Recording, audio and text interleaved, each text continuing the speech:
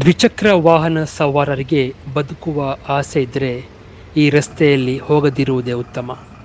ಯಾಕೆಂದರೆ ಒಂದು ವೇಳೆ ನೀವು ಯಾವುದಾದರೂ ಗುಂಡಿಯಲ್ಲಿ ಬಿದ್ದರೆ ಪ್ರತಿ ಸಲದಂತೆ ಹಿಂದಿನಿಂದ ಬರುವ ಬಸ್ಸಿನವರೋ ಲಾರಿಯವರೋ ಬ್ರೇಕ್ ಹಾಕಿ ನಿಮ್ಮ ಜೀವ ಉಳಿಸುತ್ತಾರೆ ಎನ್ನುವ ಗ್ಯಾರಂಟಿ ಇಲ್ಲ.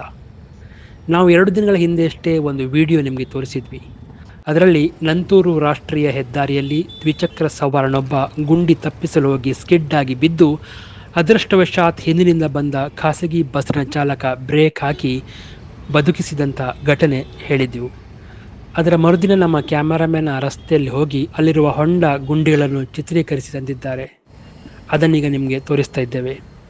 ಮಂಗಳೂರಿನಲ್ಲಿರುವ ಈ ರಸ್ತೆಯನ್ನು ಆದಷ್ಟು ಬೇಗ ಸಂಬಂಧಪಟ್ಟವರು ಸರಿ ಮಾಡಲೇಬೇಕಿದೆ. ಜನಪ್ರತಿನಿಧಿಗಳು ಗಮನ ಹರಿಸಲೇಬೇಕಿದೆ.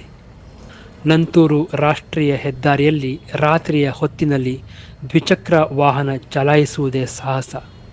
ಅದರಲ್ಲೂ ಟೂ ವೀಲರಲ್ಲಿ ಹೋಗಿ ಬರುತ್ತಿರುವ ನಿಮ್ಮ ಆತ್ಮೀಯರು ರಾತ್ರಿ ವೇಳೆ ಈ ರಸ್ತೆಯಲ್ಲಿ ಡ್ರೈವ್ ಮಾಡಿಕೊಂಡು ಬಂದು ಹೋಗುವುದು ಮಾಡ್ತಾ ಇದ್ದರೆ ಒಂದು ಅಭಿನಂದನೆ ಹೇಳಿಬಿಡಿ.